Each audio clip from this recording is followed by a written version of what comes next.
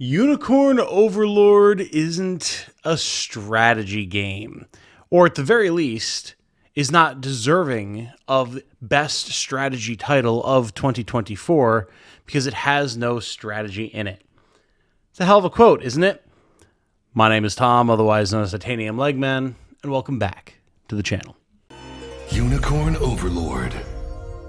Hello everyone, if you enjoy what I do, including my coverage of the turn-based strategy RPG genre, or just really strategy games in general, and you would like to support the channel, then you can do so by liking this video, subscribing to the channel, and considering checking out my YouTube memberships and my Patreon. I'm looking at reworking those last two, by the way, so keep your eyes peeled on that. Probably going to be reaching out to the community with some questions about what you would like to see as benefits for supporting the channel. And regardless of what's going on that side of things, that direct support does in fact mean the world. And you'll see the names of all those people who have been supporting the channel at the end of this video. So what are we talking about when we say that Unicorn Overlord isn't a strategy game, or at the very least is a strategy game that doesn't actually have any strategy in it and is not the best strategy title of 2024, as I recently discussed in my best and worst strategy RPGs of 2024 video? Well, this is a topic that has been kind of brewing in the back of my mind for a while. It's a criticism that I've seen from a small but vocal aspect of the strategy RPG fan base since the game's release, and recently I've had a number of comments on that best and worst video discussing the opinion, I will say, that Unicorn Overlord does not deserve to be in that slot. Now, how is that possible, you might ask? As someone who has spent a lot of time playing Unicorn Overlord, and as I know a lot of you who are watching this right now have played a lot of Unicorn Overlord, it seems pretty apparent that the game has a lot of strategy to it. When are you deploying certain squads? How are you setting your squads up? What ability loadouts do you have on those squads with certain filters and activation requirements on them? How are you distributing your equipment to give extra abilities or buffs to other abilities that you would like to be able to utilize? When are you going to try and push to take a piece of siege equipment or a tower to be able to set up a defensive barrier? When are you using items to clog up the map to make it harder for the enemy to get to you? How are you timing your push when the enemy is between waves of reinforcements, etc., etc.? It all sure sounds a lot like strategy to me, and I'm sure to a lot of you as well. And yet somehow, that's not enough, apparently. So the idea behind this argument is that there is no actual map strategy, quote unquote, in Unicorn Overlord to justify the game being a strategy title. Beyond the fact that you have all of those other factors at play, apparently, as one commenter put it, strategy RPGs are gauged heavily on what moving around the map and what that means looks like, quote unquote. Which is a statement that I wholeheartedly disagree with right off the bat, because moving around a map is not the only facet of strategy. Strategy is born at the planning stage, at the table, when you're looking at a map and looking at what forces you have available and what resources you have available to you and saying, what can we make happen here?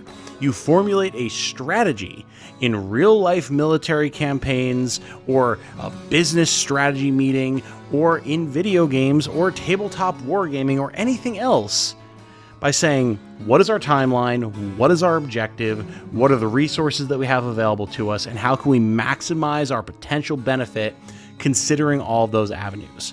How you're maneuvering is only one small facet of it, and yet apparently it's one aspect of judging a strategy RPG that is more important than anything else, which is something I just don't understand. So I want to break down how movement and navigation in Unicorn Overlord work, along with all those other mechanics that we've already discussed, to show that yes, the game is absolutely a strategy title and has more strategy than some of these individuals apparently believe it has. To do that, we're going to look at some other well-known and popular strategy titles, things like Fire Emblem, Final Fantasy Tactics, and XCOM, as some of the ones that I'm the most familiar with.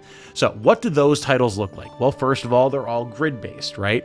Fire Emblem, you move in phases. Your army moves, the enemy army moves. In Final Fantasy Tactics, you move according to your unit's action speed. And in XCOM, you move in phases, but you have action points that dictate how far you can move and still take actions, which is going to inform how it is that you go about acting on the battle map, okay? So there's a distinct difference here with Unicorn Overlord in that you're not navigating through phases between yourself and the enemy, and you're not navigating across a grid. You move in real time with the ability to pause, and you can navigate pretty much wherever you want that isn't innavigable terrain. So that's the big difference here, but does that mean that one set of games with a certain style is strategy and the other is not? No, of course not. Absolutely not. A movement type does not dictate whether you're performing strategy. That's not how that idea works. What dictates whether you're performing strategy is what formations you're utilizing, what actions you are taking to flank, to bait enemies forward into traps, to push when the enemy is at their weakest, to overwhelm them and gain an advantage, etc., etc. And that's something that you're able to do in all 4 of these titles. In Fire Emblem, a big part of navigating through different maps is utilizing choke points and baiting enemies with their aggro ranges, maybe having walls that you can shoot over to pick off enemies as they move towards your frontline fighters, things like that.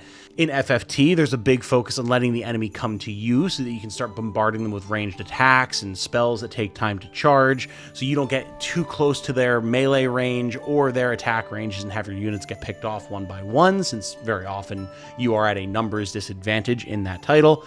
And in things like XCOM, you're very worried about activating multiple enemy pods at a time in a game where you want to be able to alpha strike and take out specific targeted groups as you progress towards a mission objective across the whole battle map, which tends to be much bigger than some of these other titles.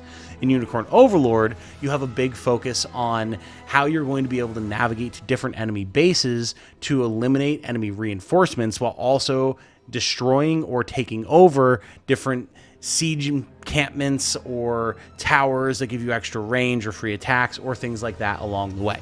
You have different methods of movement and different targets as you're moving across a map in all 4 of these titles, but each one of them involves having a considered, measured movement strategy as you progress across the field of battle towards whatever your objective is. So right off the bat, this idea that there's no map strategy in Unicorn Overlord makes no sense.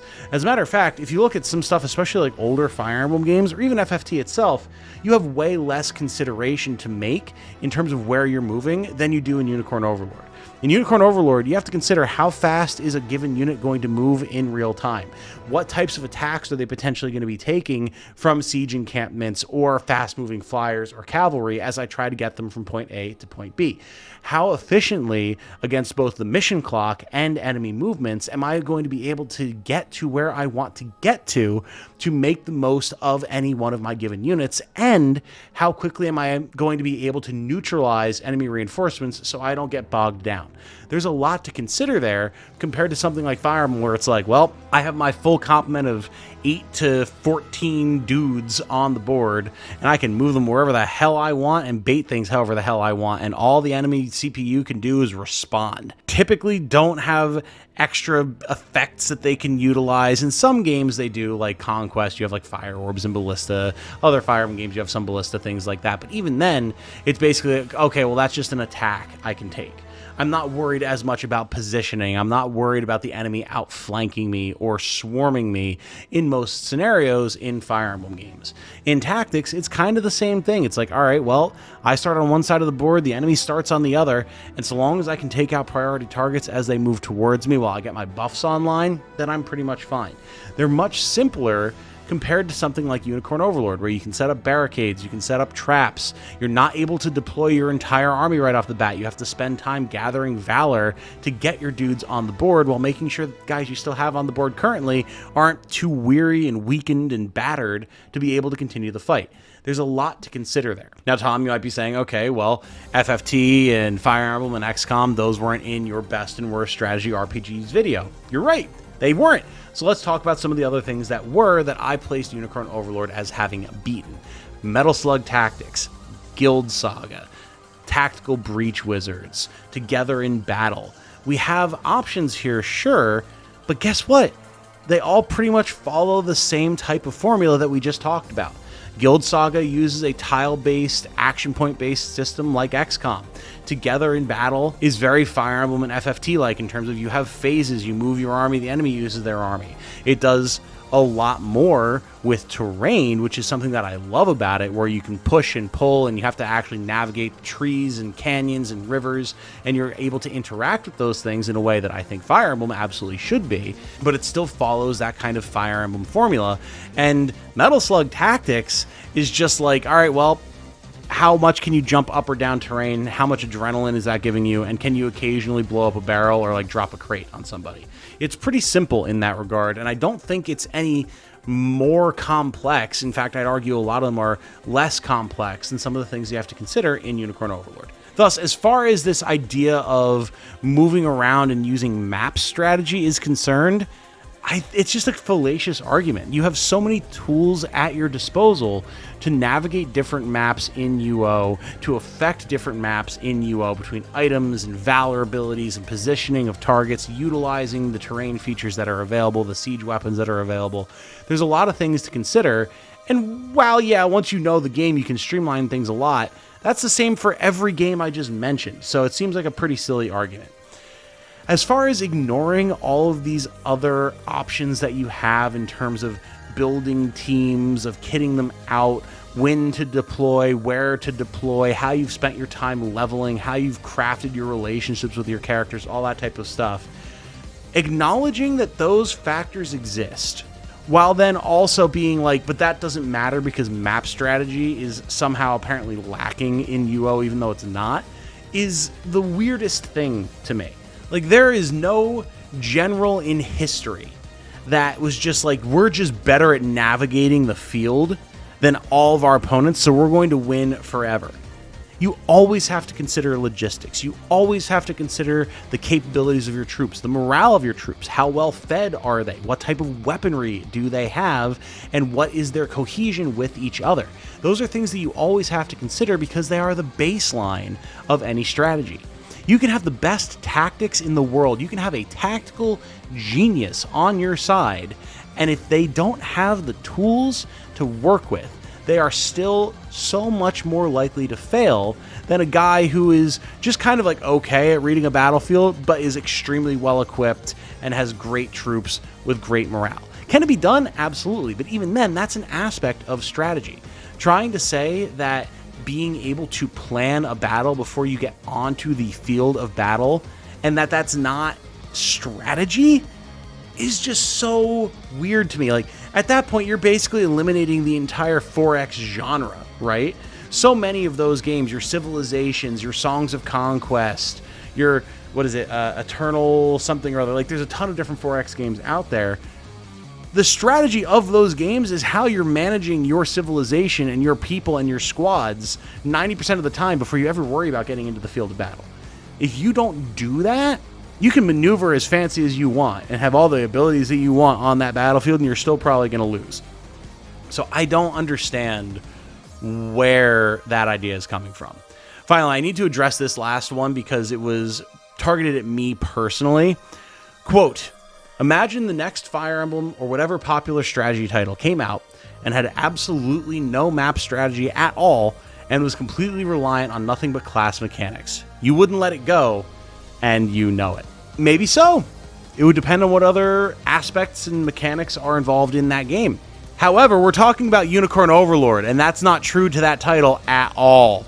It's such a disingenuous argument. I don't understand it at all, and I don't normally make videos ranting about like what people have to say about a game in my comments, but this is something that I've seen time and again, not just from one person, but from a few dedicated folks who seem really on the Unicorn Overlord doesn't have strategy train, and it drives me nuts because it absolutely does. It's such a blind statement. Like, you can have your opinions, of course, but anyone who picks up this game who has any idea of what the concept of strategy is will be like, oh yeah, this is a strategy game. Maybe it's not as complex as some other games that you might choose to play, but it definitely does, and the idea of a game is how all of its parts come together. to slot it into the genre that it has placed itself in. So I just wanted to talk about this because it's something that's been bugging me for a while. It's something that I've never really understood the pushback about. And I feel like it's coming from a lot of people who are very used to tile-based, turn-based strategy and have a hard time seeing how the facets of that type of game exist in a more open, free roam environment with real-time battles with pause. Is Unicorn Overlord a turn-based strategy game? Not really, unless you consider how like the turns interact in unit-to-unit combat, which is fair. Is it absolutely a strategy game, though? No question whatsoever, and I still stand by the fact that it was the best of 2024. With that said, though, I would very much like to hear your thoughts on this matter, the points that I have made, the points for or against this idea that Unicorn Overlord doesn't have strategy or doesn't have enough strategy to warrant its place in the genre or at the top of the tier for 2024, all that type of good stuff. It would definitely make for an interesting discussion, and maybe I'm wrong, and maybe people can bring up a bunch of really good points about why I'm wrong. Fair enough, I welcome that discussion, but I just don't see it, and I would be more interested to see why people think that there's actually merit to that line of argument, because it definitely could help us develop a better idea of what this genre is. And seeing as how I'm currently working on the what the fuck even is a turn-based strategy RPG video that I've kind of been teasing for a long time here, that type of discussion would be very much welcome. Until the next one, though, of course, my name has been Tom, otherwise known as Titanium Legman. You can see here on the right side of your screen all the names scrolling by of folks who have put their time and their money behind supporting this channel, which means the world to me, because it absolutely is a huge part of finding success here on YouTube. So thank you to all of you who have been continuing to support the channel, and thank you to anyone who decides to potentially start supporting the channel from here. Very much appreciated. It means the world. I've run out of things to say, though, so until the next video, I hope you all have a good night. Thank you so much for watching. Stay safe and healthy out there. And remember, be good to each other, everybody. Bye now.